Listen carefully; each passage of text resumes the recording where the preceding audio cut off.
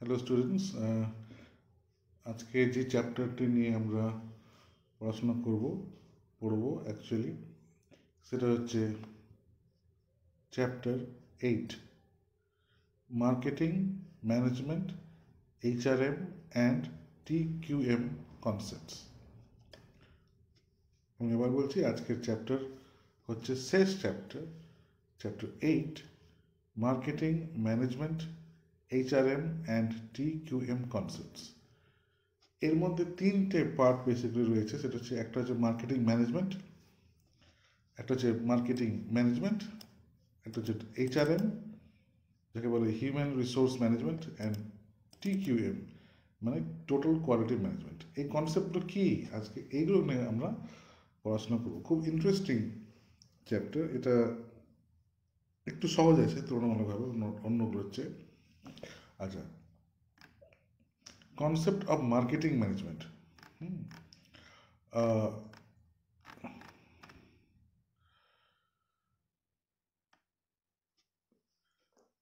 আমরা শুনেছি ম্যানেজমেন্ট বলে একটা কথা হয়, সব কিছু ম্যানেজ করাকে বলে ম্যানেজমেন্ট। বিভিন্ন রকম আঙ্গিক এসে তার বিভিন্ন জিনিসপত্রকে ঠিকঠাক প্লেস করা কি বলে ম্যানেজমেন্ট। এবং ম্যানেজমেন্টের একটা পার্ট হচ্ছে মার্কেটিং ম্যানেজমেন্ট।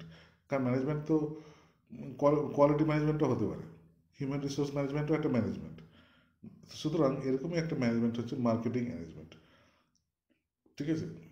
তো এগুলো বেসিক্যালি কি, যে টু ম্যাক্সিমাইজ এন্টারপ্রাইজ, যত বেশি লাভ কোম্পানি হয় মার্কেটিংয়ের দ্বারা, কী হবে, through planning, organising, directing and controlling the marketing activities. এই সবের মাধ্যম দিয়ে কী হবে, মার্কেটিংটা ভালো করে, প্রোডাক্টটা ভালো করে বেচে আমরা মুনাফা বেশি পাবো। এটার অবজেক্টিভ, মার্কেটিং ম্যানেজমেন্টের অবজেক্টিভ হচ্ছে সেইগুলো, ঠিক আছে? এখানে বলছে certain features of marketing management which emerge from the above definition are as follows. কিছু কিছু ফিচার হচ্ছে marketing management is specialist branch of general management, একটু আগে বললাম। The twin objectives of marketing management are maximization of consumer satisfaction and maximization of enterprise profitability. এই দুটো objective, একটা হচ্ছে যে কাস্টমার স্যাটিসফ্যাকশন, কাস্টমার সুবিধে অসুবিধে, কাস্টমারকে স্যাটিসফাই করা, তাকে বেস্ট আউটপুট দেওয়া, এবং আমাদের কোম্পানির বেশি প্রফিট দেওয়া, ঠিক আছে?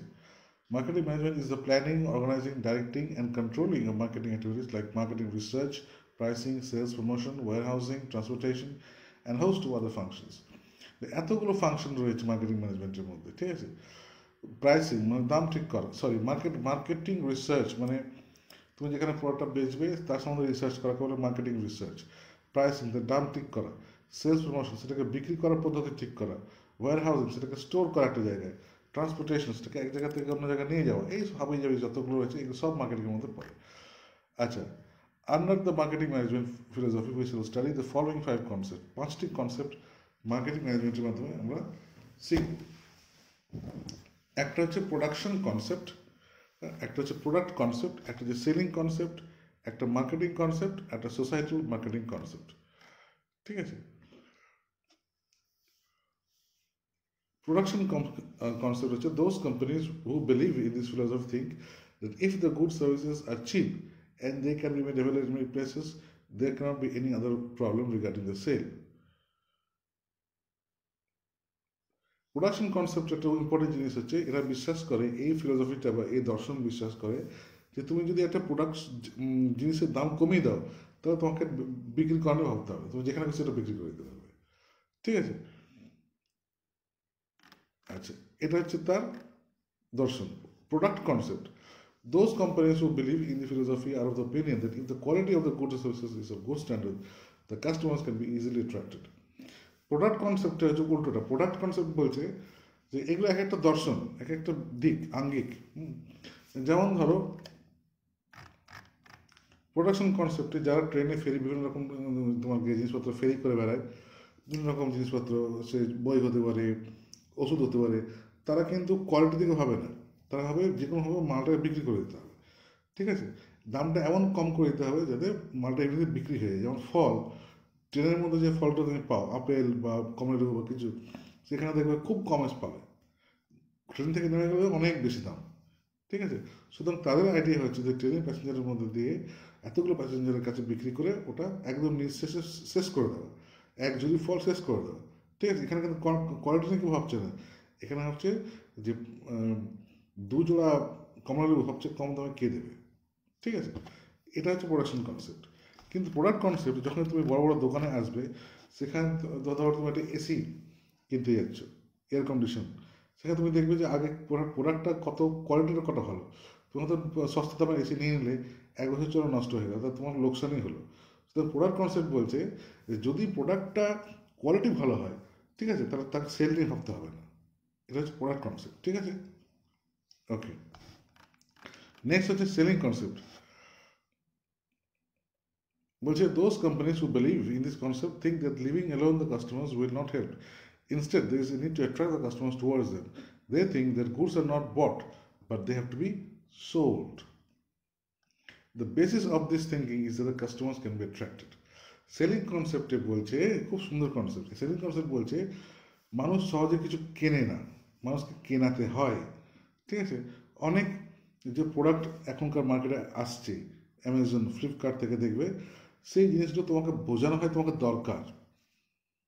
ঠিক আছে, আর্টিফিশিয়ালি সেটা তোমাকে বোঝানো হয় যে তোমার রিবকের জুতো না পরে তোমাকে মানাচ্ছে না, তোমাকে রিবকের জুতো কেনো। তোমাকে যদি এখন লেবন্সের কাপড় ছাড়া তোমাকে মানাচ্ছে না, সুতরাং লেবন্সের কাপড় কেনো। এই সানগ্লাস ছাড়া তোমাকে মানাচ্ছে না, সুতরাং এই যে জিনিসগুলো রয়েছে, কোম্পানি তোমাকে এটা পুশিং সেল করবে, মানে তোমাকে কিনতে বাধ্য করবে, তোমাকে জিনিসটার প্রতি অ্যাট্রাক্ট করাবে, আকর্ষণ করাবে। ঠিক আছে, নানা রকম তোমাকে হয়তো শাহরুখ খান বা বিভিন্ন রকম অ্যাক্টর অ্যাক্ট্রেসকে দিয়ে এটা প্রমোট করাবে প্রোডাক্টটাকে, যাতে তুমি সেটা কিনতে আকর্ষণ হও। ওরা মনে করে যে কাস্টমার কোনো জিনিস সহজে কিনে না, কাস্টমারকে কেনাতে হয়, অ্যাট্রাক্ট করাতে হয়। এই কনসেপ্টটাকে বলে সেলিং কনসেপ্ট। ঠিক আছে, আচ্ছা, একটা হচ্ছে marketing concept. Those companies who believe in this concept are of the opinion that success can be only achieved only through customer satisfaction. The basis of this thing is that only those good services should be made available which the customers want or desire, and not the things which you can do. In other words, they do not sell what they can make, but they sell what they can, but they make what they can sell. Keeping in mind this idea, this company direct the marketing was to achieve customer satisfaction. Marketing কনসেপ্টে যারা বিশ্বাস করে তারা মনে করে কাস্টমারের satisfaction হচ্ছে আমাদের আসল কথা। যেমন ধরো ফর এক্সাম্পল, অনেক সরকারি সংস্থা আছে যারা গোদরেজ তালা ছাড়া কোনো তালা কিনবে না। এমন অনেক ব্যাংক আছে যারা তো ডাইরেক্ট লিখে দেয় যে আমরা গোদরেজ তালা ছাড়া কোনো তালা কিনবো না। কেন কি, যে গোদরেজ তালার পর যে তাদের যে ভরসা হয়ে গেছে ওভার দ্য ইয়ার্স, অনেকদিন বছর পর বছর ইউজ করে করে তাদের সে বিশ্বাস এখন অটুট হয়ে গেছে যে ব্যাংকের সিকিউরিটির ক্ষেত্রে গোদরেজ তালার চেয়ে ভালো তালার হয় না। সুতরাং গোদরেজের তালা দাম বেশি হোক না কেন, তাও ওরা কিনবেই। সুতরাং গোদরেজের কোম্পানির যে আইডিয়া হচ্ছে সেটা হচ্ছে যে আমাদের দাম বেশি লাগুক, প্রোডাকশন কস্ট হোক বেশি হোক, কিন্তু আমি যাতে ব্যাংককে আলটিমেটলি স্যাটিসফাই করতে পারি, আমার তালাটা দিয়ে যেন ব্যাংকে একদম স্যাটিসফাই করতে পারি যে তালাটা যাতে সিকিওর, মানে একদম স্ট্রং তালা হয়। সুতরাং গোদরেজ কিন্তু এখানে ভাবছে না যে আমার দাম বেড়ে যাচ্ছে তালার বা কস্ট বেড়ে যাচ্ছে, সেটা কিন্তু একবারও ভাবছে না। ও অন্যটা ভাবছে যাকে আমি বিক্রি করছি তাকে যেন আমি স্যাটিসফাই করতে পারি, ব্যাংককে। ঠিক আছে, similarly societal marketing concept. This concept stresses not only the customer satisfaction but also gives importance to consumer welfare, societal welfare. This concept is almost a step further than the marketing concept. Under this concept, it is believed that mere satisfaction of the consumers would not help, and the welfare of the whole society has to be kept in mind. For example, if a company produces a vehicle which consumes less petrol but spreads pollution, it will result in only customer satisfaction and not the social welfare. বলছে যে societal marketing concept এক ধাপ এগিয়ে marketing কনসেপ্টের, যেমন customer satisfaction believe করে, তার থেকে আরেক ধাপ এগিয়ে এই বিশ্বাস করে যে গোটা সোসাইটিকে, গোটা সমাজকে আমাদের জিনিসটা দিয়ে তার উপকার করতে চাই। বুঝে গেল? মানে আমি এমন কিছু বানাবো, এমন কিছু করবো যাতে কাস্টমার ইন দ্য সেন্স এখানে হচ্ছে society, it is not limited to one customer.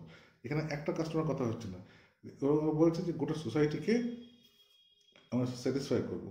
যেমন ফর এক্সাম্পল, ধরো যারা সোলার প্যানেল হচ্ছে যে বিজনেস করে, সোলার প্যানেল, ঠিক আছে? তো তাদের উদ্দেশ্য হচ্ছে যে যত বেশি মানুষ সোলার প্যানেল ইউজ করবে, ইলেকট্রিসিটি তৈরি করবে, হ্যাঁ, বাড়ি বাড়িতে সোলার প্যানেল লাগাবে, হ্যাঁ, ইনভার্টারের বদলে, তো সুতরাং যত রিনিউয়েবল এনার্জি ইউজ হবে, ঠিক আছে, তত সোসাইটির ভালো। বোঝা যাচ্ছে? তো তাদের কনসেপ্টটা আলাদা। ঠিক আছে? তো এরকম 5টা কনসেপ্ট হচ্ছে মার্কেটিংয়ের। আমি আবার এক একটা করে বলে যাচ্ছি। ঠিক আছে? প্রোডাকশন কনসেপ্ট বললাম যে প্রোডাকশন কনসেপ্ট কি, যেটা বিশ্বাস করে যে সস্তা হলেই হবে, এমনিতেই বিক্রি হয়ে তাকে ভাবতে হবে না। প্রোডাক্ট কনসেপ্ট হবে যে না, সস্তা হলে চলবে না, জিনিসটা ভালো হতে হবে, তবে সেটা বিক্রি হয়ে যাবে। সেলিং কনসেপ্ট হবে যে না, সেলিং কনসেপ্টের আইডিয়া হচ্ছে যে এখানে হচ্ছে সেলিং কনসেপ্টের যে কাস্টমারকে অ্যাট্রাক্ট করাতে হবে জিনিসটার উপর। এমনি তুমি যদি কাস্টমারকে ছেড়ে দাও, কিনবে না। তুমি ঘ্যান ঘ্যান করো, স্যারেটা নিন, স্যারেটা নিন, তাকে দুপুরবেলা যখন ঘুমায় তখন ডিস্টার্ব করা, ওকে স্যারেটা নিন, স্যারেটা নিন। বিভিন্ন মার্কেট দেখান, বিভিন্ন ব্রোশিওর দেখাও যে শাহরুখ খান আমাদের প্রোডাক্ট ইউজ করে, এই নায়িকা আমাদের প্রোডাক্ট ইউজ করে, তাকে কেনাতে হবে। ঠিক আছে? এটা হচ্ছে সেলিং কনসেপ্ট। মার্কেটিং কনসেপ্ট কি? মার্কেটিং কনসেপ্ট হচ্ছে যে, যেটা আমি গোদরেজের তালা দিয়ে বলছিলাম, যত যে কাস্টমারকে আলটিমেটলি স্যাটিসফাই করা, কাস্টমারকে স্যাটিসফাই করা, যাতে কাস্টমার যাতে এই জিনিসটা বারবার কেনে, তো সে কোয়ালিটিটা মেনটেন করতে হবে। ঠিক আছে? আর সোসাইটাল মার্কেটিং কনসেপ্ট হচ্ছে, সোসাইটাল মার্কেটিং কনসেপ্ট হচ্ছে যাতে বিশ্বাস করে যে গোটা সোসাইটির উপকার হবে। এইগুলো না 5টা আলাদা দৃষ্টিভঙ্গি। এরকম হওয়ার উপায় নেই যে একটা কোম্পানি 5টাই তোমার 5 রকম ভাবনা চিন্তা করে। কেউ হয়তো প্রোডাকশন কনসেপ্ট নিয়ে বেশি চিন্তাভাবনা করে। হ্যাঁ, ফর এক্সাম্পল ট্রেনে যে মালগুলো বিক্রি হয়, ট্রেনে যে তোমার জিনিসগুলো বিক্রি হয়, সেগুলো পুরোপুরি প্রোডাকশন কনসেপ্টে চলে, জাস্ট চিপ, সস্তা, বিক্রি করে দাও।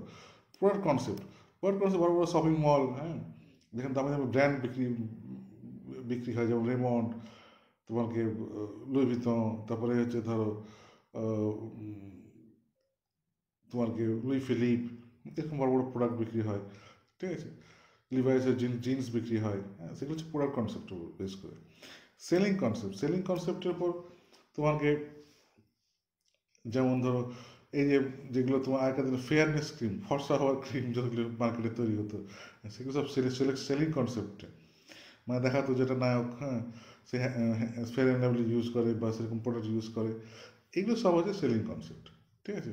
যে নায়ককে দেখিয়ে তার মাধ্যমে অ্যাড করে প্রোডাক্টকে বিক্রি করানো। মার্কেটিং কনসেপ্ট, আমাদের গোদরেজ তারা দিয়ে তোমাকে বললো, উদাহরণ দিলাম। সোসাইটাল মার্কেটিং কনসেপ্ট, তোমাকে সোলার প্যানেল দিয়ে বললাম যে, সুতরাং এগুলো এক একটা 5টা করে দৃষ্টিভঙ্গি। এখন তোমার ইচ্ছা তুমি কোন দিকে যাবে। 5 রকমের মার্কেটিং বলে দিলাম, তুমি কীভাবে প্রোডাক্ট বিক্রি করো সেটা তোমার ব্যাপার। ফাইন। আচ্ছা, এবার অনেকে প্রশ্ন করতে পারে, sir marketing, what is the difference between the concept marketing and selling? Marketing and selling are 2 different concepts, দুটো আলাদা জিনিস। মার্কেটিং হচ্ছে, মার্কেটিং হচ্ছে একটা strategy based on a mix of activities that are aimed at increasing the sales. ঠিক আছে? Selling হচ্ছে, it is a strategy of meeting the needs in an opportunistic individual method driven by human interaction. ঠিক আছে? Marketing হচ্ছে অনেকগুলো activity নিয়ে একটা marketing. ঠিক আছে? আর সেলিংটা অনেক ইন্ডিভিজুয়াল। ঠিক আছে?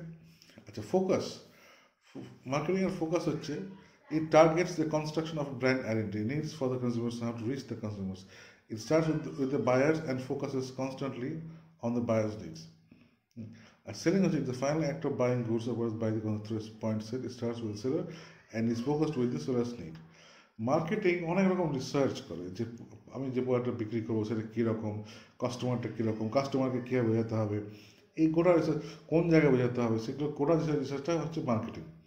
সেলিং কিন্তু এরকম না, সেলিং জাস্ট ট্রেনে উঠলো, এই 5 টাকার পেন আপনাকে 5 টাকা 4 টাকায় দেবো, ব্যাস, দিস ইজ সেলিং।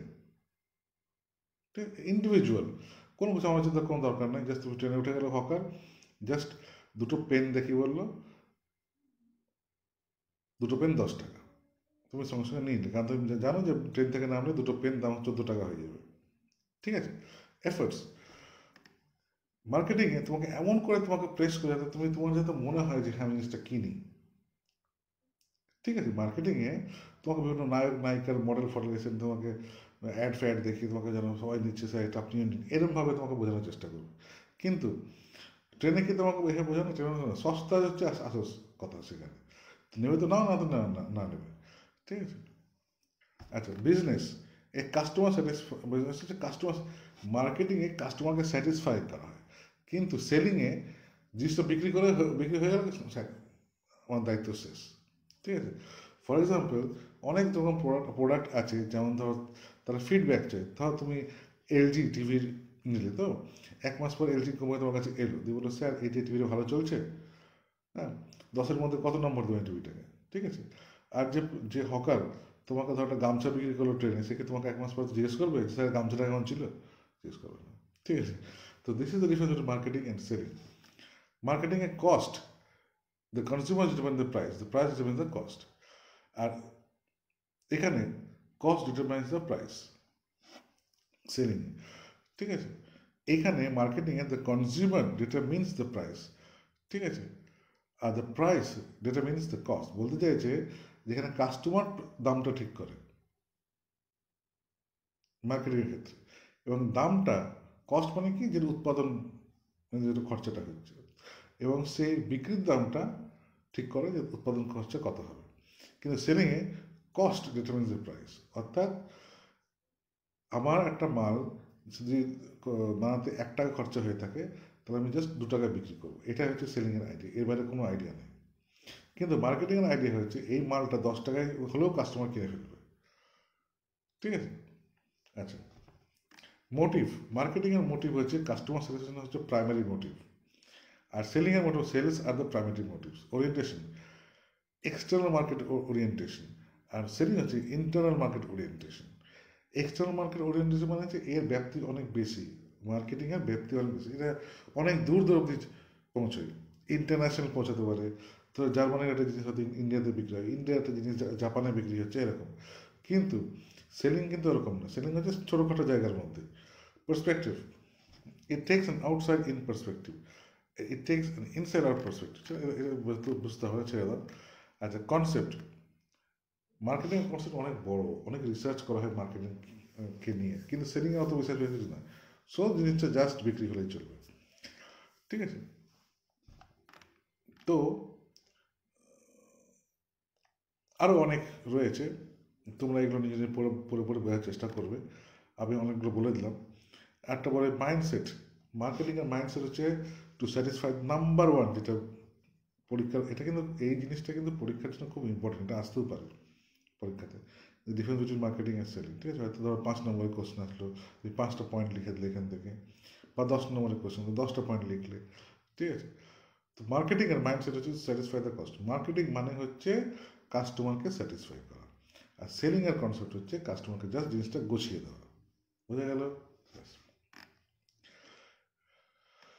আচ্ছা, importance of marketing can be studied as follows. Marketing helps in transfer, exchange and movement of goods. মার্কেটিংয়ের মাধ্যমে একটা জায়গা থেকে জিনিস অন্য জায়গায় চলে যায়। যেমন ফর এক্সাম্পল, ফ্লিপকার্টের মাধ্যমে তুমি চেন্নাই ধরো একটা কাঞ্জিভারাম শাড়ি তুমি এখানে বসে বসে কিনতে পারবে, অনলাইনে তুমি কিনতে পারবে।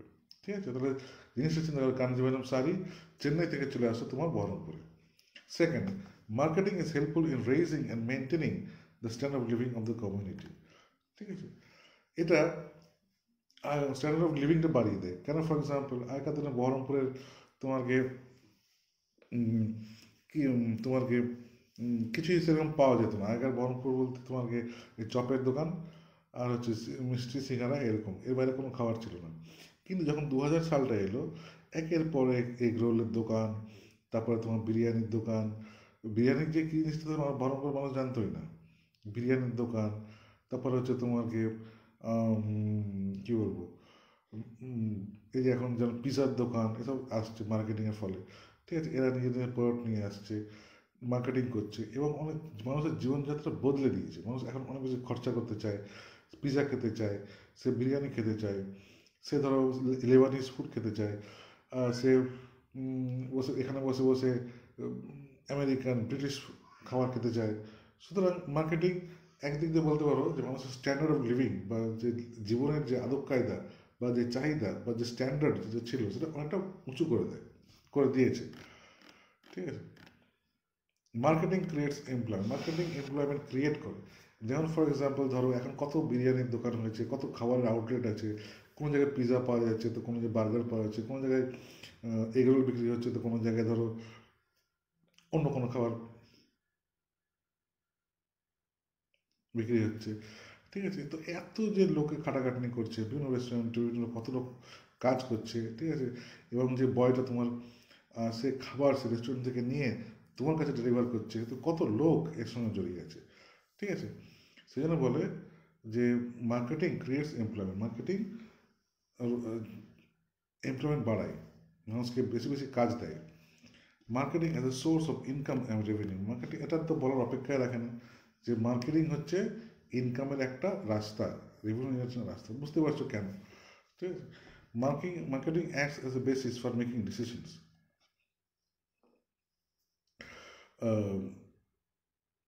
মার্কেটিং যেমন একটা খুব স্পেশালাইজড অ্যাক্টিভিটি, এখানে মানুষকে আজেবাজে জিনিস বিক্রি করা হয় না, এটা রিসার্চ করে ঠিক জিনিস ঠিক লোককে তার কাছে পৌঁছে দেওয়া। সুতরাং মার্কেটিংয়ের সঙ্গে ডিসিশন মেকিংটা খুব বড় একটা জিনিস। ঠিক আছে, আচ্ছা, marketing acts as a source of new ideas. ঠিক আছে, মার্কেটিংটা অনেক ডাইনামিক একটা কনসেপ্ট। হুম, এখন যেমন ফর এক্সাম্পল এখন অনেক সিনেমা যখন রিলিজ হয় তার আগে ট্রেলার রিলিজ হয়, সেই ট্রেলারটা খুব ভালো সুন্দরভাবে তৈরি করা হয়। ঠিক আছে, মানুষ বেশি আকর্ষণ পায় সিনেমাটা দেখার জন্য। প্লাস সেই ট্রেলারটা মুভিটা লঞ্চ হওয়ার সময় অনেক রকম প্রোগ্রাম হয়, অ্যাক্ট্রেসেস বিভিন্ন জায়গায় যায়, চেন্নাই গিয়ে ধরো মুভিটা প্রমোট করলো, কপিল শর্মা শোয়ে এসে মুভিটা প্রমোট করলো, তবে কলকাতায় এসে মুভিটা প্রমোট করলো, বিভিন্ন ফাংশন করে ট্রেলারটা দেখালো যে সিনেমা সবাই দেখতে আসবেন। সুতরাং মার্কেটিং, এটাও একটা marketing, it is film marketing. Marketing as a source of new idea, অনেক রকম নানান রকম জিনিস, নতুন নতুন জিনিস মানুষ মাথাতে বার করে মার্কেটিংয়ের জন্য ইউজ করে। Marketing is helpful in development of economy. Overall যদি আমরা দেখি মার্কেটিংয়ের মাধ্যমে গোটা দেশের উন্নতি হয়। ঠিক আছে,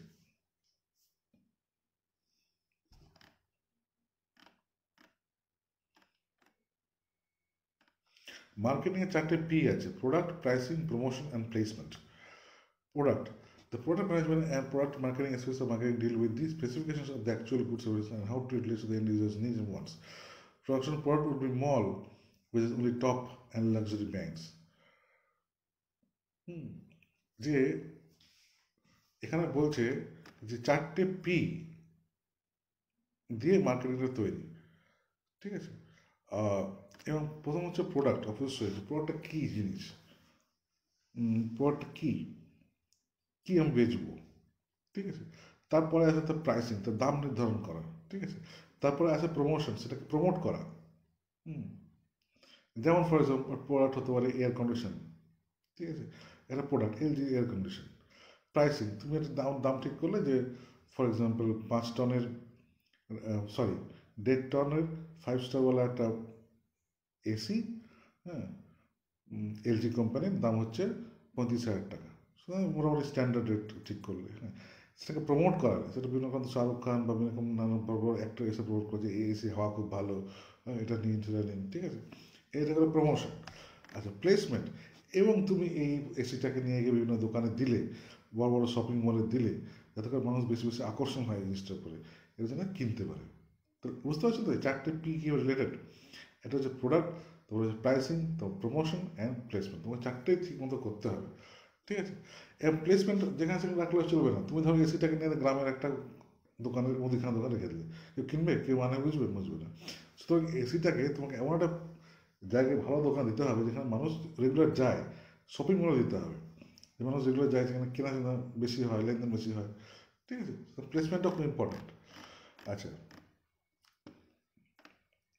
এবার আমরা একদম ডিফারেন্ট টপিকে চলে আসবো, একদম আলাদা টপিক, তার নাম হচ্ছে হিউম্যান রিসোর্স ম্যানেজমেন্ট।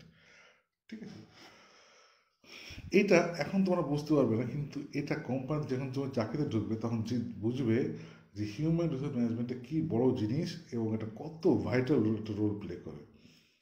কেন কি, কোম্পানিতে যারা কাজ করে সারাক্ষণ তারা হিউম্যান রিসোর্স নিয়ে আলোচনা করতে থাকে। ঠিক আছে, হিউম্যান রিসোর্স মানে হচ্ছে, বা হিউম্যান রিসোর্স ম্যানেজমেন্ট মানে হচ্ছে এই যে এতগুলো কোম্পানিতে লোক কাজ করে, ধরো উইপ্রো বলে একটা কোম্পানি, সফটওয়্যার কোম্পানি আছে, এখানে 80,000 লোক কাজ করে। তো এই 80,000 লোকের বেতন দেওয়া, তাকে বিভিন্ন পোস্টে অ্যাসাইন করা, হ্যাঁ, সেই পোস্টগুলো বিভিন্ন রকম শহরে আছে, সেখান থেকে ট্রান্সফার করে নিয়ে যাওয়া, ঠিক আছে, এবং সেই ট্রান্সফারের পরে দেখুন বিভিন্ন রকম পোস্ট দেওয়া, হ্যাঁ, সেখান থেকে তার মাইনে দেওয়া, ঠিক আছে, নতুন নতুন তোমার কি লোককে কোম্পানিতে আনা, আবার দরকার ফালতু লোকগুলোকে কোম্পানি থেকে বের করে দেওয়া, এই সমস্ত হচ্ছে কাজগুলো যারা করে তাদেরকে বলে এইচআর, হিউম্যান রিসোর্স ম্যানেজার, ঠিক আছে, এবং কাজটাকে বলে হিউম্যান রিসোর্স ম্যানেজমেন্ট। যারা এই কাজটা করে তাদেরকে বলে হিউম্যান রিসোর্স ম্যানেজার, আর যে কাজটা করে সেটাকে বলে human resource management. Human resource ম্যানেজমেন্টের প্রথম যে কাজটা সেটা হচ্ছে ফোরকাস্টিং। যে ধরো তুমি একটা কোম্পানি শুরু করবে, ধরো তুমি একটা মিডিয়া কোম্পানি শুরু করবে, খবর কাগজ কোম্পানি, তোমার কতগুলো জার্নালিস্ট লাগবে, কত সাংবাদিক লাগবে, কত লেবার লাগবে, এগুলো প্ল্যান করবে হিউম্যান রিসোর্সের লোকগুলো, ঠিক আছে। তারা বললো স্যার মোটামুটি 500খানা লোক লাগবে, এটা বলে ফোরকাস্টিং। তুমি ঠিক করলে এত আমার লোক লাগবে, ঠিক আছে। এইবার যখন তোমার লোক মোটামুটি তুমি আন্দাজ করে ফেলে 500খানা লোক লাগবে, তখন তুমি এই লোকগুলোকে বিভিন্ন রকম অ্যাসাইনমেন্ট করতে শুরু করতে হবে, যে এখানে 10টা, ওখানে 20টা, এখানে এই সেকশনে 30টা, এই সেকশনে 20টা, বিভিন্ন রকম একটা ম্যাপ তৈরি করা, যেখানে যাতে একদম অপটিমালি, মানে একদম ঠিকভাবে জিনিসগুলো কাজ করে। যেমন ফর এক্সাম্পল একটা কথা বলছি, যে ধরো প্লেন চালাতে, যেমন একটা প্লেন যখন চলে, একটা প্লেন চালাতে একটা পাইলট লাগে, একটা কো পাইলট লাগে, দুজন মিলে প্লেনটি চালায়।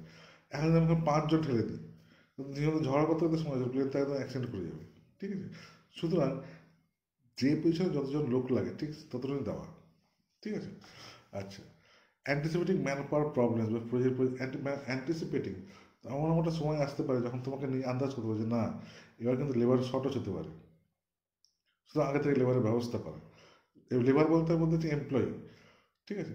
Planning the necessary programs, requirement, selection, training, development, এই যে লোকগুলোকে নেওয়া, রিক্রুটমেন্ট করা, কলেজে গিয়ে ছাত্রদেরকে নিয়ে কোম্পানিতে ঢোকানো, তাদেরকে সিলেকশন করা ইন্টারভিউর মাধ্যমে, সিলেকশন হওয়ার পর তাদেরকে ট্রেনিং দেওয়ানো, ঠিক আছে, ট্রেনিংয়ের মাধ্যমে তারপরে ডেভেলপমেন্ট করা, তারপরে তাদেরকে ইউটিলাইজ করা যে তুমি এই কাজটা করবে, তারপরে নেক্সট তোমাকে বলতো তাদেরকে ট্রান্সফার করে দেওয়া, যে তুমি ওই শহরে ওই চেন্নাইয়ে চলে যাও, তোমার ওখানে প্রজেক্ট আছে, ওখানে বসে কাজ করো, ঠিক আছে। তারপর তাকে প্রমোশন করা, সে ধরো একটা স্কেলে জয়েন করলো, যে 3 মাসের পর তার প্রমোশন হলো, এই লোককে দেখা, তাকে মোটিভেশন, সে বললো আর এই যে পরবর্তীকালে শুধু এটা তো নয়, এই যে এতগুলো এমপ্লয়ি রয়েছে তাদের কনস্ট্যান্টলি মোটিভেট করা এই কাজের জন্য। কারণ অনেক সময় হয় কি, যারা একটা বড় বড় কোম্পানিতে কাজ করে অনেকক্ষণ ধরে কাজ করতে হয়, তোমাদের এখানে তো কিছু বুঝতে পারছো না, বাইরে যাওয়া তখন বুঝতে পারবে যে এক একটা কোম্পানিতে লোকে 10 ঘন্টা, 11 ঘন্টা, 12 ঘন্টা দিনে কাজ করছে। তো কাজ করতে করতে করতে করতে 1 বছর 2 বছর 3 বছর তার মনের মধ্যে খুব চাপ পড়ে, ফেটিক আসে, ক্লান্ত হয়ে পড়ে। সুতরাং নানা রকম এইচআরের লোকেরা নানা রকম ব্যবস্থা করে যাতে এই যে ফেটিকটা মনের মধ্যে আসে সেটা দূর হয়, ক্লান্তিটা। নানারকম পার্টির আয়োজন করে, নানারকম শোয়ের আয়োজন করে, কখনো কোনো ফ্যান্সি ড্রেস কম্পিটিশন হয় নিজেদের মধ্যে, কোনো ভালো খাওয়া দাওয়া, কোনো রেস্টুরেন্টে গিয়ে সবাই মিলে একটা টিম লাঞ্চ করলো, ঠিক আছে, বা কোথাও মুভি দেখে এলো, এইসব জিনিস এনকারেজ করে, ঠিক আছে, যাতে এই মনোটোনাস বা এক প্রকার যে তোমার কি কাজের যে চাপ, সেখান থেকে সে বেরোতে পারে। আচ্ছা, কন্ডাক্টিং তাদের কাজ, এইচআরএম হিউম্যান রিসোর্স ম্যানেজারদের কাজ কি? 1 নম্বর কাজ হচ্ছে conducting job analysis. This is an investigation into various aspects of A task in terms of skill, qualification, duties and responsibility. It covers the job title. আচ্ছা, কন্ডাক্টিং জব অ্যানালিসিস, প্রথমত তাকে জানতে হবে, যে এইচআর ম্যানেজারকে, যে সে কী যেন লোক নিচ্ছে, কী পোস্টের লোক নিচ্ছে। আচ্ছা, ফর এক্সাম্পল ধরো উইপ্রো কোম্পানি, এখানে স্যার সফটওয়্যার কোম্পানি তোমাদের এমআইডিতে ক্যাম্পাসিং করতে এলো, পোস্টের নাম হচ্ছে project engineer. Wipro company project engineer post নিয়ে তোমাদের কাছে ক্যাম্পাস ইন্টারভিউ করতে এলো, যে প্রজেক্ট ইঞ্জিনিয়ার হিসাবে এমআইটি থেকে 50 ছাত্রকে নেবে, ঠিক আছে। আচ্ছা, তার আগে এই যে এইচআরের লোকরা রয়েছে, হিউম্যান রিসোর্স লোকরা রয়েছে, তাকে ঠিক করতে হবে যে এই যে পোস্টটা বলছে প্রজেক্ট ইঞ্জিনিয়ার, এর কাজটা কি, কি করবে, এবং এই কাজটা করতে গেলে কী কী কোয়ালিফিকেশন লাগে? ডিপ্লোমা লেভেল হলে কি চলবে, নাকি আরও বড় লাগবে, বিটেক লেভেল লাগবে, নাকি তার চেয়ে বড় লাগবে এমটেক লেভেল, নাকি তার থেকে বলছে পিএইচডি লেভেল, এরকম? সুতরাং তাকে আগে ঠিক করতে হবে যে এই যে জবের টাইটেলটা আছে প্রজেক্ট ইঞ্জিনিয়ার, যে পার্টিকুলার পজিশনটা আছে, সেই পজিশনের দায়িত্বগুলো কী সে লিখলো, ঠিক আছে? এই দায়িত্বগুলো জন্য যে এরকম লোক দরকার, তার এডুকেশনাল কোয়ালিফিকেশন কী হতে পারে, এসব ঠিক করা হচ্ছে এইচআর লোকের কাজ।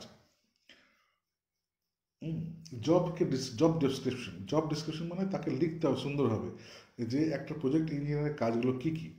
Job specification is nothing but, হ্যাঁ, জব স্পেসিফিকেশন মানে হচ্ছে যে, এবং জব ডিসক্রিপশন শুধু তাই নয় যে তাকে কী কী কাজ করতে হবে সেটা শুধু তাই নয়। In other words, it is a written statement of work conditions, time, environment, and job responsibilities. This focuses on job. Job discussion মানে হচ্ছে পুরোটা, যে তাকে কী কী কাজ করতে হবে সেটা বটেই, কতক্ষণ ধরে করতে হবে, তার ওয়ার্ক কন্ডিশনগুলো কীরকম থাকবে, তাকে রাত্রে কাজ করতে হবে, দিনে কাজ করতে হবে, ঠিক আছে? তাকে কি দেশে বসে কাজ করতে হবে না বিদেশে বসে কাজ করতে হবে, ঠিক আছে? কত টাইম লাগে, 8 ঘন্টার থেকে 9 ঘন্টা, না 10 ঘন্টা থেকে 11 ঘন্টা, এবং সেই সময়ের মধ্যে কী কী করবে, এই সবগুলো হচ্ছে জব ডিসক্রিপশনের মধ্যে পড়ে, এবং এই সবগুলো এইচআরের লোকেরা, হিউম্যান রিসোর্সের লোকেরা ঠিক করে।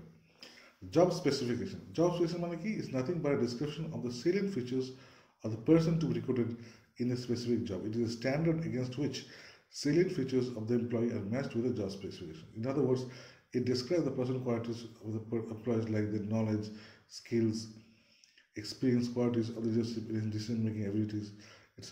Job description thus focuses on job holder.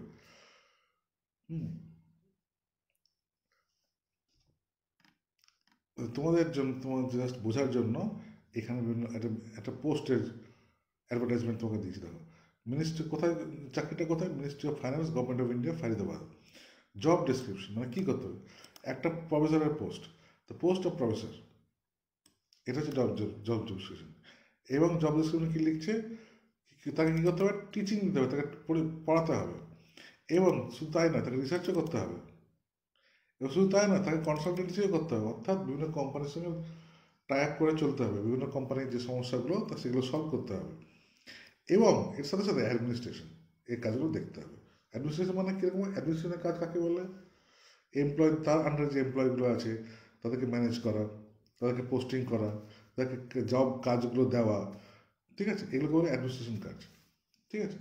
তাহলে জব ডেসক্রিপশনে কী পেলাম আমরা? যে পোস্ট অফ প্রফেসর, পোস্টের নাম পেলাম, এবং সেই পোস্টে কী কী কাজ হয় ওভারঅল আমরা দেখলাম, সেটা লেখা আছে টিচিং, রিসার্চ, কনসালটেশন, অ্যাডমিনিস্ট্রেশন। এবার আমরা আছে জব স্পেসিফিকেশনে। জব স্পেসিফিকেশনে বলছে যে এই পোস্টে যে কাজ করবে তাকে অ্যাটলিস্ট পিএইচডি হতে হবে। ইন অ্যাডিশন তাকে তার ভেরি গুড একাডেমিক রেকর্ড থাকতে হবে, এবং মিনিমাম অফ 10 years এক্সপিরিয়েন্স থাকতে হবে, of which at least 5 years should be at the level of associate professor.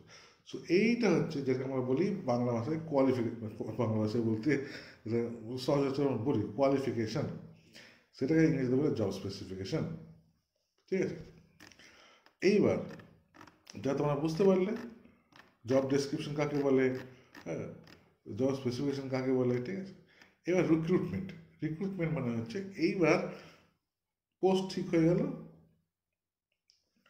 কী কী কাজ করতে হবে সেগুলো ঠিক হয়ে গেল, এইবার সেগুলো তার মধ্যে লোক নিতে হবে, তো সেই লোক নিয়োগ করাকে বলে রিক্রুটমেন্ট। তার মধ্যে বিভিন্ন রকম প্রসেস আছে রিক্রুটমেন্টের, ঠিক আছে? রিক্রুটমেন্ট প্রসেস তো ফরেন স্টেপ, রিক্রুটমেন্ট প্রসেসে এরকম স্টেপে ধাপে ধাপে এগোই। একটা হচ্ছে searching out the source of possible valuable. প্রথমে হচ্ছে যে এইচআর ম্যানেজাররা দেখে যে কোথায় কোথায় থেকে লোক নেওয়া যেতে পারে, কোথায় কোথায় থেকে লোক নেওয়া যেতে পারে, কীভাবে নেওয়া যেতে পারে, ঠিক আছে?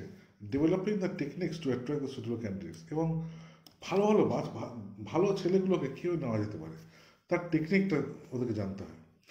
Using a good techniques two attract prospective candidates, ভালো টেকনিক ইউজ করতে হবে তোমাকে। এখন তুমি যদি এখন ধরো ইন্টারভিউ নিতে গেছো কোনো কলেজে, ঠিক আছে? তুমি বলছো আমাদের কোম্পানি তো সেরকমই, এই চলছে কোনো রকমের ঠেলে ঠেলে চলছে, তো এইরকমভাবে তুমি যদি ছাত্রদের সঙ্গে কথা বলো, তো ছাত্ররা কোনোদিন তোমার কোম্পানিতে যাবে? ভালো ছাত্র যে তোমার ভবিষ্যতে সে কোম্পানিতে চাকরি করবে, সে আদৌ কোনো চাকরি করবে না। ঠিক আছে? তোমাকে এমনভাবে বলতে হবে যাতে ছাত্রগুলো বা লোকে তোমার কোম্পানিতে চাকরি করতে চায়। হয়তো কোম্পানির অবস্থা খুব খারাপ, কিন্তু তোমাকে বলতে হবে এমনভাবে যে যাতে সে অ্যাট্রাক্টেড হয় আসার জন্য। ঠিক আছে? Next, the next stage in this process is to stimulate as many candidates as possible to apply for jobs. এবার শুধু তাই নয়, অনেকগুলো ছাত্রছাত্রী যাতে অ্যাপ্লাই করতে পারে সেই দিকে নজর রাখা। ঠিক আছে? ফ্যাক্টরস ইনফ্লুয়েন্সিং রিক্রুটমেন্ট, মানে এই যে আমরা বলছি নিয়োগ, যে তোমরা খুব বড়োভাবে জানো যে নিয়োগ ব্যাপারটা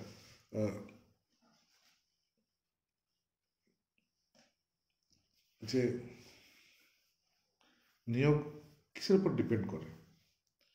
ধরো কোম্পানি 50টা লোক নেবে, না 100খানা লোক নেবে, না 250খানা লোক নেবে, না 1,000 লোক নেবে, সেটা ডিপেন্ড করে সাইজ অফ দ্য এন্টারপ্রাইজের উপর, কত বড় কোম্পানি। ঠিক আছে? যদি উইপ্রোর মতো যদি সফটওয়্যার কোম্পানিতে 75,000 লোক তাদের আন্ডারে কাজ করবে, ঠিক আছে, তার হয়তো বছরে 1,000 করে লোক দরকার হয়। টাটার মতো কোম্পানি যদি হয় যেখানে 3 লাখ কর্মচারী আছে, তার হয়তো বছরে কত কথা বলছে 10 থেকে 15,000 লোক দরকার হয়। ঠিক আছে? এমপ্লয়মেন্ট কন্ডিশনস, আরেকটা ব্যাপার হচ্ছে কীরকম এমপ্লয়মেন্ট কন্ডিশন চলছে।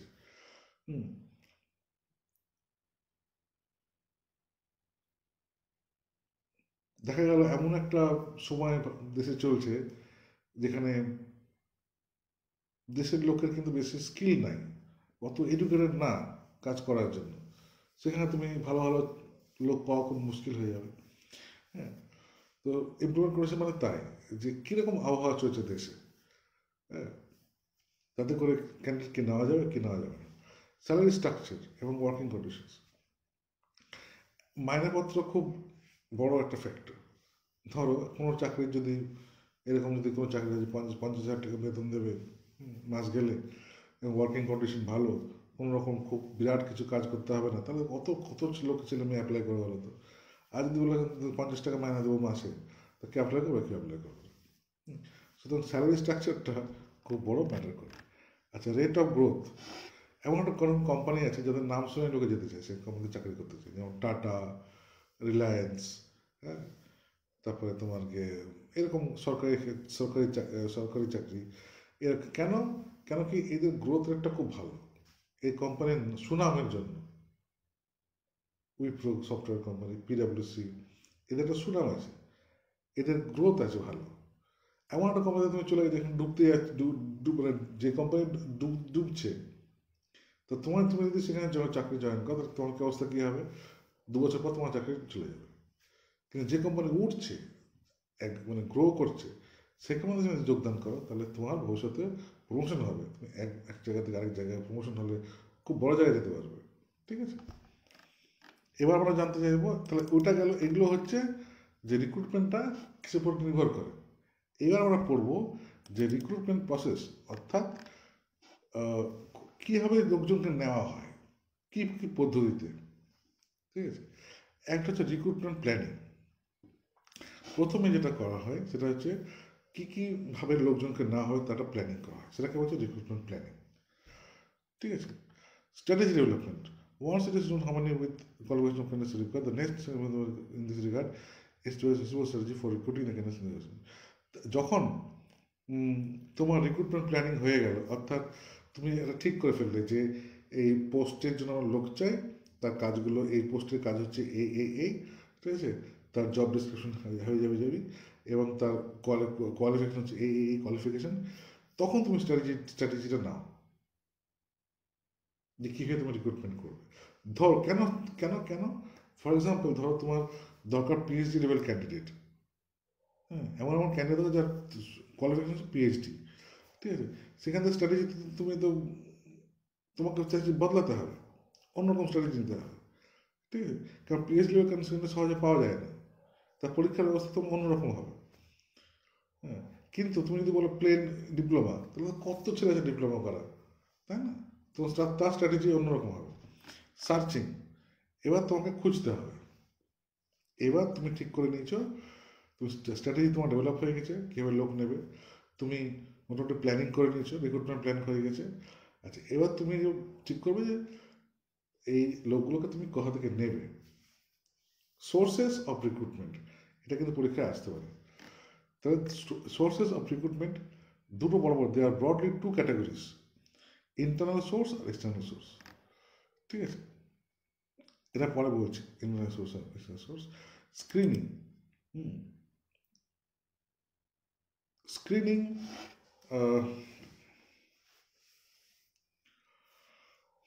একরকমের বলতে পারি ইন্টারভিউ। স্ক্রিনিং, ধরো তুমি একটা চাকরিতে আবেদন করলে, তোমাকে ডেকে পাঠালো যে অমুক সময় অমুক তারিখে আপনি চলে আসবেন। তুমি সেখানে হাজির হতে দেখলে 5জন ইন্টারভিউ প্যানেলে বসে আছে, তোমাকে ডাকলো, এই নানা রকম প্রশ্ন করলো, তুমি তোমার এডুকেশন কোয়ালিফিকেশন কী, তোমার বাড়ি কোথায়, বাড়িতে কজন আছেন, তুমি কত বছর ধরে পড়াশোনা করছো, কী কী পড়াশোনা করেছো, কী কী সাবজেক্ট পড়েছো, কোন সাবজেক্ট খুব ভালো লেগেছে, কত নাম্বার পেয়েছো, কোনটাতে বেশি নাম্বার পেয়েছে, কোনটাতে খারাপ নাম্বার পেয়েছো, কেন সেখানে ভালো করতে পারোনি, তোমার চাকরি করতে ইচ্ছা করে কিনা, তুমি কী কী কী কী চাকরি করতে ইচ্ছা করে, তোমার জায়গা নিয়ে কোনো কনস্ট্যান্ট আছে কিনা, তুমি কি বাড়িতে বসে কাজ করতে চাও, একটু বাড়িতে বাইরে বসে কাজ করতে তুমি সমানভাবে কমফোর্টেবল, এইসব জিনিস তোমাকে জিজ্ঞেস করবে। That is call screening. স্ক্রিনিংয়ে পাস করলে তবে মেন রাউন্ডে যাবে। ঠিক আছে, 5 নম্বর হচ্ছে evaluation and control. Given the considerable cost involved in the recruitment process, it is evaluation and control is therefore imperative. The cost generally incurred in recruitment process includes salary of recruit. আচ্ছা, evaluation মানে হচ্ছে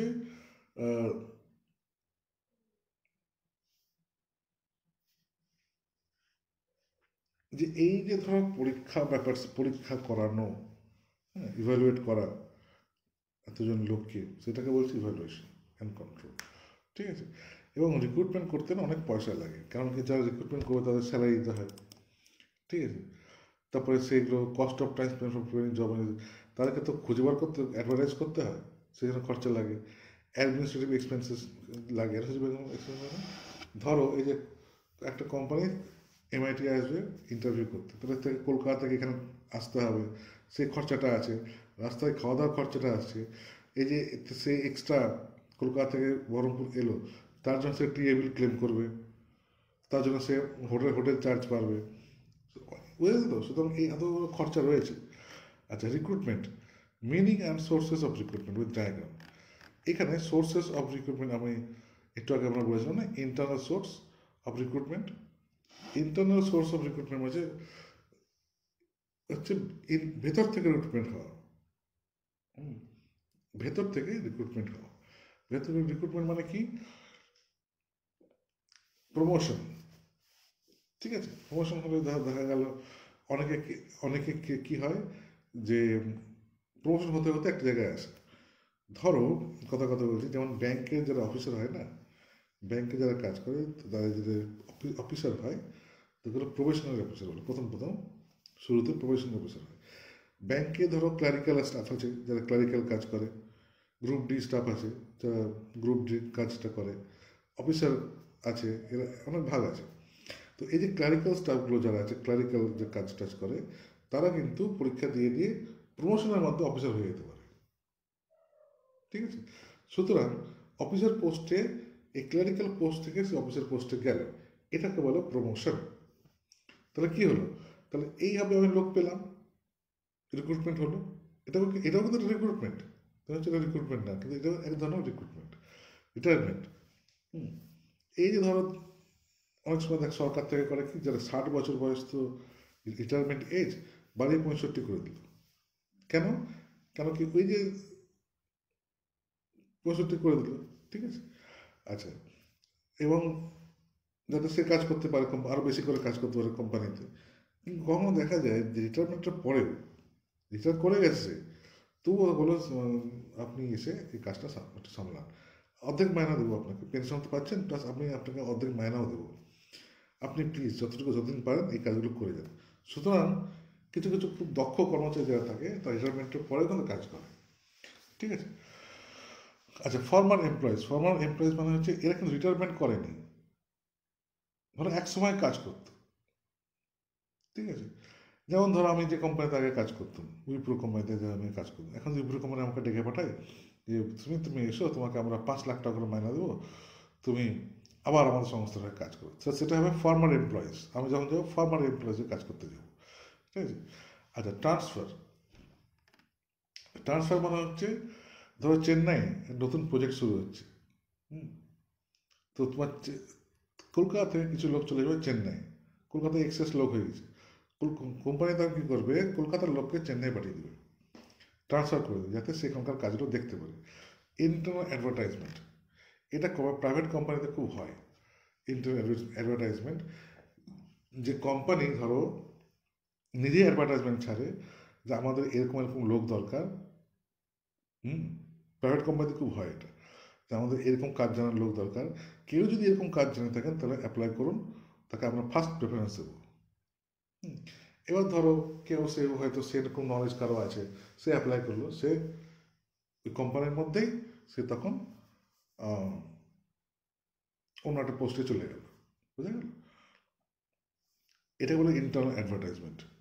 আচ্ছা, তাহলে এই যে এই প্রত্যেকটা বললাম, যেটা promotion, retirement, former employ transfer, internal, এই পাঁচটাই হচ্ছে যাকে বলে ইন্টারনাল সোর্সেস অফ রিক্রুটমেন্ট, মানে বাইরে থেকে রিক্রুট হলো না, ভেতর থেকে রিক্রুট হলো, কোম্পানির ভেতর থেকে রিক্রুট হলো। তাহলে ক্ষেত্রে কী হলো, তাদের কোম্পানিকে এক্সট্রা কোনো টাকা খরচা করতে হলো না, তাই না? ইন্টারভিউ রাখতে হলো না, সে ইন্টারভিউ রাখতে গেলে আবার সে অন্য কলেজ যাও, সেখানে আবার বাসে করে যাও, টামে করে, ওখানে ঝামেলা, কস্ট বেঁচে গেল, ঠিক আছে।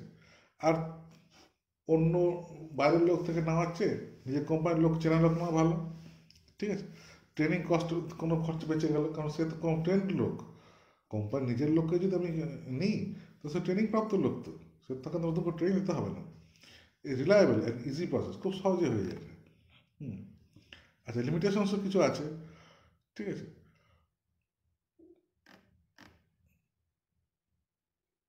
ইট মে লিড, তার মধ্যে একটা হচ্ছে, তোমার এগুলো পড়ে নিও, তার মধ্যে একটা হচ্ছে it may leads to encouragement of favouritism. অনেক সময় হয় কি, যদি তুমি মানে অর্গানাইজেশনের ভেতর থেকে খালি রিক্রুটমেন্ট করো, তাহলে অনেক সময় হয় কি, যে যার ধরো আমার বসের কেউ আছে তাকে খুব পছন্দ, ঠিক আছে, তাহলে সে বাবা তাকে নিতে চাইবে, হ্যাঁ, এটা এরকম হয়ে যায়, মুশকিল হয়ে যায়, ঠিক আছে। সুতরাং বা বসের সঙ্গে যার খুব ভালো রিলেশন, সে তত্ত্ব করে প্রমোশনে এগিয়ে এগিয়ে উঠে যাবে, ঠিক আছে, কোনো কাজ না জেনে, হ্যাঁ। আবার দেখা গেল বিভিন্ন লোক যদি কোম্পানিতে আসে, তো সেটা কোম্পানির পক্ষে ভালো হয়, কারণ অনেক লোক কী হবে, সে নতুন নতুন আইডিয়া, নতুন নতুন স্কিল নিয়ে আসবে, ঠিক আছে। সুতরাং দুরকমই ভালো, দুরকমই করতে হবে, ইন্টারনালও করতে হবে, এক্সটার্নাল করতে হবে। এক্সটার্নাল সোর্সেস অফ রিক্রুটমেন্ট, এক হচ্ছে প্রেস অ্যাডভার্টাইজমেন্ট। এবার এক্সটার্নাল কীভাবে রিক্রুট হবে, বাইরে থেকে লোক কীভাবে নিয়োগ হয়, প্রেস অ্যাডভার্টাইজমেন্ট, খবর কাগজে বিজ্ঞাপনের দ্বারা। ক্যাম্পাস ইন্টারভিউ তোমরা জানো, তোমাকে নতুন করে বলতে হবে না। প্লেসমেন্ট এজেন্সি তোমরা জানো, প্লেসমেন্ট এজেন্সি আর যদি যারা জানে না তাদেরকে বলে দিই, যে প্লেসমেন্ট এজেন্সি মানে হচ্ছে, ধরো একটা কোম্পানি আছে, ঠিক আছে, সেই কোম্পানি তোমাকে বললো যে আমরা একটা চাকরি পাওয়ানোর কোম্পানি, ধরো ধরো বললো যে আমরা, বললো যে আমার কোম্পানির নাম এই এবিসিডি ভেঞ্চার্স, তো আমরা হচ্ছে, তুমি আমাদের কোম্পানিতে 10,000 টাকা দাও, আমি তোমার চাকরি খুঁজে দেবো। This is called placement agency. Employment exchange আগের দিনে এখনও আছে, গভর্নমেন্টের এমপ্লয়মেন্ট এক্সচেঞ্জ হতো, সেখানে তুমি ধরো তুমি মাধ্যমিক পাস করে আসলে, তুমি এমপ্লয়মেন্ট এক্সচেঞ্জে গেলা গভর্নমেন্টের, সেখানে একটা কার্ড করে আসলা, ঠিক আছে, একটা কার্ড হয়ে গেল তোমার এমপ্লয়মেন্ট এক্সচেঞ্জ কার্ড। ওই কার্ড দেখিয়ে, ওই কার্ডের বলে তোমাকে বিভিন্ন রকম, যখন নতুন নতুন পোস্ট ক্রিয়েট হবে মানে গভর্নমেন্টের, তোমাকে ডাকা হবে, তখন তুমি সেখানে গিয়ে পরীক্ষা টরীক্ষা দিয়ে চাকরি পাবে, ঠিক আছে। ওয়াক ইন ইন্টারভিউস মানে হচ্ছে, কখনো কখনো কোম্পানি অত সে মানে ইয়ে করে, মানে যখন খুব হালকা ফুলকা পোস্টের দরকার হয়, তখন ওয়াক ইন ইন্টারভিউস করে, মানে হচ্ছে যে কোম্পানি হয়তো বললো এই যারা এমএস এক্সেল, ওয়ার্ড, ফোয়ার্স, আর যারা যারা কম্পিউটার যাদের জানো, তারা এইসব অমুক সময় চলে এসো, তোমাদের ইন্টারভিউ দেওয়া আছে, ওপেন টু অল, যেখান থেকে খুশি আসতে পারো, কোনো অসুবিধা নেই, তার জন্য আগে থেকে পরীক্ষা দিতে হতে কোনো মানে নেই, জাস্ট চলে আসো, ঠিক আছে। তাকে ইন্টারভিউর মাধ্যমে, স্পটে ইন্টারভিউ হয়, স্পটে তোমাকে কোম্পানিতে নিয়ে নেবে। হুম, যে মানে তাদের এতে কি হয়, যে অত ফর্ম ফিল আপ, হ্যাঁ, ফর্ম ফিল আপ করো, অনলাইনে ফর্ম ফিল আপ করো, সেটা প্রিন্ট আউট নাও, পরীক্ষার দিন দাও, পরীক্ষা দাও, ভাবে যাবে, কোনো ফর্মের দরকার নেই। তুমি জাস্ট গিয়ে ইন্টারভিউ দিলে, ইন্টারভিউ পাস করলে পাস, নাহলে ফেল, সোজা কথা। এই রিক্রুটমেন্ট, এখন তো রিক্রুটমেন্ট হয়, অনলাইনে রিক্রুটমেন্ট হয়, অনলাইনে ইন্টারভিউ হয়, অনলাইনে চাকরি পেয়ে যায়, এটা বোঝানোর দরকার নেই। কম্পিটিটার্স, ঠিক আছে। সবচেয়ে একটা সময় যেটা প্রাইভেট কোনো চাকরি করতে গেলে তুমি বুঝবে, যেটা হয় যে মানে ধরো দুটো কোম্পানি আছে, উইপ্রো আর আইবিএম। এবার এ দুজন কম্পিটিটার, একেবারে কম্পিটিটার, দুজন সফটওয়্যার কোম্পানি। এবার হয় কি, যে ধরো আইবিএম এর কোনো এমপ্লয়ি আছে, তাকে উইপ্রো কিনতে চায়, সে তাকে ফোন করে অফার করবে যে স্যার আমার কাছে চলে আসুন, আমি আপনি কত টাকা পাচ্ছেন আইবিএম এ, 5 লাখ টাকা, আমি আপনাকে 7 লাখ টাকা দেবো। এটাকে বলে কম্পিটিটার্স, মানে নিজের কম্পিউটারকে নিয়ে আসা কোম্পানি, তাহলে ও গোপন তথ্যগুলো এখানে নিয়ে আসবে, ঠিক আছে। The benefits of external source, তো সুতরাং তোমাদেরকে বলে রাখি, তোমরা এই এক্সটার্নাল সোর্স অফ রিক্রুটমেন্ট আর ইন্টারনাল সোর্স অফ রিক্রুটমেন্ট, এটা কিন্তু ভালো করে পড়ে যাবে পরীক্ষার সময়, ঠিক আছে। আচ্ছা, তাহলে এই যে এক্সটার্নাল সোর্স অফ রিক্রুটমেন্ট আছে, এর বেনিফিটটা কি? এর বেনিফিট হচ্ছে যে ইন্টারনাল সোর্স সবসময় সে পুরোনো মুখগুলো বারবার ঘুরে ফিরে আসে, কিন্তু এক্সটার্নাল সোর্সে নতুন নতুন মুখ আসে। নতুন মুখ মানে হচ্ছে নতুন ট্যালেন্ট, নতুন উদ্যোগ, ইয়াং ছেলেপেলে, এরা একটা কোম্পানির মধ্যে নতুন একটা আমেজ নিয়ে গেছে কোম্পানির মধ্যে, কোম্পানি ফ্রেশ হয়। একই মুখ ঘন ঘন করে একই সে মুখ দেখাচ্ছে, নতুন নতুন লোক আসবে যাবে, কোম্পানি একটা শেপে থাকে, ঠিক আছে, ডাইনামিক ইয়ে থাকে। আচ্ছা, এইবার আমরা অন্য দিকে যাব, সেটা হচ্ছে টোটাল কোয়ালিটি ম্যানেজমেন্ট। এতক্ষণ আমরা মানুষকে নিয়ে চর্চা করলাম, এবার হচ্ছে কোয়ালিটি ম্যানেজমেন্টকে নিয়ে। টোটাল কোয়ালিটি ম্যানেজমেন্ট হচ্ছে, দেখো এখনকার কোম্পানি অনেকদিন ভাবে, হুম, সে রেলের মধ্যে বিক্রি করার মতো না যে 10 টাকা দুটো পেন দিয়ে হাওয়া। এখানে কোম্পানি ভাবে যে আমি একটা পেন লোককে বিক্রি করছে, যাতে বারবার ওই পেনটা কিনতে আসে, সেরকম কম স্ট্যান্ডার্ড বা সেরকম কোয়ালিটি আমাকে মেনটেন করতে হবে। এই কোম্পানি কোয়ালিটি মেনটেন করাকে বলে টোটাল কোয়ালিটি ম্যানেজমেন্ট, ঠিক আছে। আচ্ছা, বা TQM, এলিমেন্টস অফ TQM, এর কয়েকটা এলিমেন্ট আছে, সেটা হচ্ছে মিটিং কাস্টমার রিকোয়ারমেন্ট, কাস্টমার যেটা চাইছে সেটা তুমি ওকে দাও, ঠিক আছে। কোয়ালিটি ম্যানেজমেন্টে কন্টিনিউয়াস ইম্প্রুভমেন্ট, সবসময় ইম্প্রুভমেন্ট করে থাকো, ঠিক আছে। যেমন ধরো আগেকার দিনে ছিল তালা চাবিওয়ালা তালা, এখন হয়ে গেল ডিজিটাল তালা, পাসওয়ার্ড দাও খুলে যাবে, ঠিক আছে। Involvement of all employees, involvement of employees মানে যে কোম্পানির সমস্ত লোক মিলে কোয়ালিটিটাকে এনশিওর করবে। অর্থাৎ আমি বলতে চাইছি, ধরো একটা গাড়ির কারখানা আছে, টাটা কোম্পানির একটা গাড়ি তৈরি হয় এখানে। এবং তোমরা জানো গাড়ির তৈরিতে কত লোক লাগে, একটা অ্যাসেম্বলি লাইনে যখন গাড়ি তৈরি হয় কত লোক লাগে না। কেউ হয়তো চ্যাসিসটা সেট করছে, কেউ উপরে খোলটা সেট করছে, কেউ দরজা জানলা সেট করছে, কেউ কাঁচ সেট করছে, কেউ স্টিয়ারিং হুইল সেট করছে, কেউ চাকা লাগাচ্ছে, কেউ ওয়েল্ডিং করছে, কেউ স্ক্রু লাগাচ্ছে, কত রকম হবে, কেউ ইলেকট্রনিক্সের দিকটা দেখছে। কিন্তু সবাই যদি নিজেদের কাজ হচ্ছে হবে করে দিলাম, এখানে ঢুকিয়ে দিলাম, এখানে ইয়ে করে দিলাম, তাহলে কি ভালো হবে? হবে না। সবাই যদি ভালো করে নিজের কাজটা যদি পরিষ্কারভাবে করে, নির্দিষ্টভাবে করে, সম্মানের সঙ্গে করে এবং পারফেক্টলি করে, তবেই যে জিনিসটা পারফেক্ট হবে, ঠিক আছে। সুতরাং এখানে সমস্ত এমপ্লয় ইমপ্রুভমেন্ট মানে ইনভলভমেন্ট দরকার, একজন দ্বারা হবে না। তো এটা যে ভদ্রলোক এডওয়ার্ড ডেমিং, উনি 14 রকম রেকমেন্ডেশন করেছিলেন যে সাকসেসফুল টিএফটি মানে কোয়ালিটিটাকে বেস্ট রাখতে গেলে কী কী করতে হবে। এখানে এখানে বলেছে,